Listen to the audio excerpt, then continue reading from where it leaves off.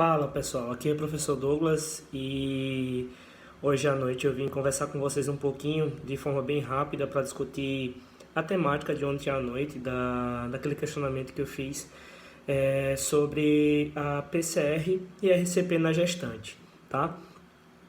Apesar de RCP na gestante ser uma situação um pouco mais rara, vamos dizer assim, em relação às PCRs em adultos, crianças e neonatos, a gente vai ter que tentar atuar nessa paciente de forma,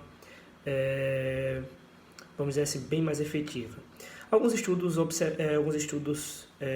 observacionais e até epidemiológicos observaram que essa relação entre paciente gestante que tem parada cardíaca e adultos normais é a relação de 1 para 12 mil, tá? Então, para cada 12 mil pessoas, adultos, crianças e neonatos que entrarem em parada cardiorrespiratória, apenas uma vai ser gestante, tá?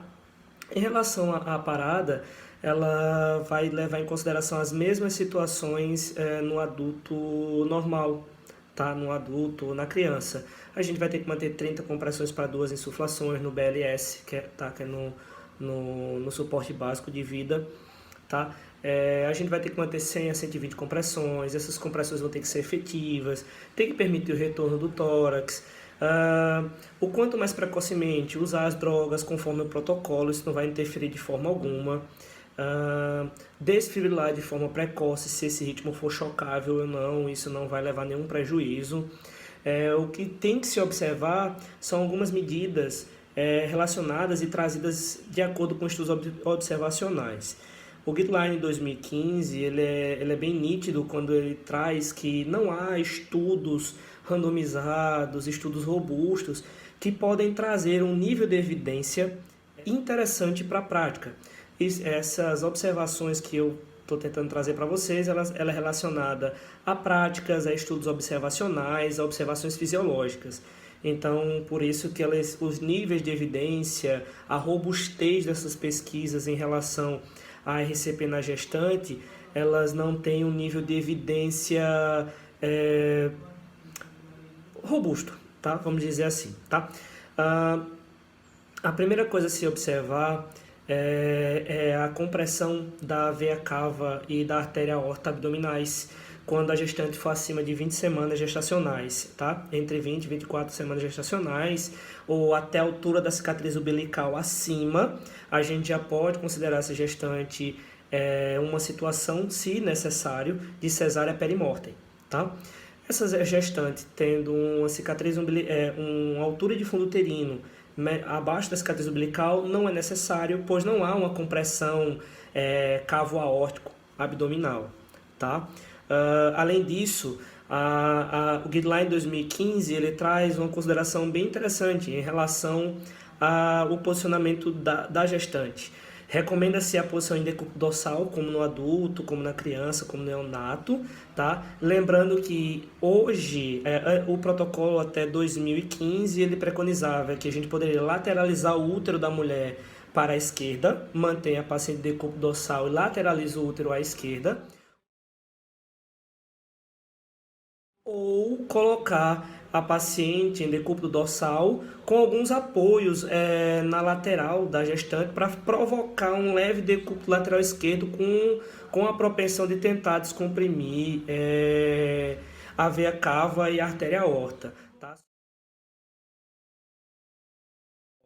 tá? Só que hoje, no Guideline 2015, preconiza-se que a gente faça essa lateralização se houver um outro socorrista, claro, desse socorrista fazer uma lateralização do útero para a esquerda. Não tendo esse socorrista, eu mantenho as compressões efetivas, tá bom? Eu preciso ter no mínimo 3 socorristas para que eu consiga fazer esse procedimento de lateralização do útero, manter as compressões e manter as insuflações. Outra situação de se observar é a da cesárea perimortem, que existe 2 recomendações específicas no Guideline 2015, em que ele traz que a cesárea perimortem ela deve acontecer na gestante entre 4 minutos de parada ou, no caso de uma parada cardíaca não assistida, 4 minutos após o início da RCP.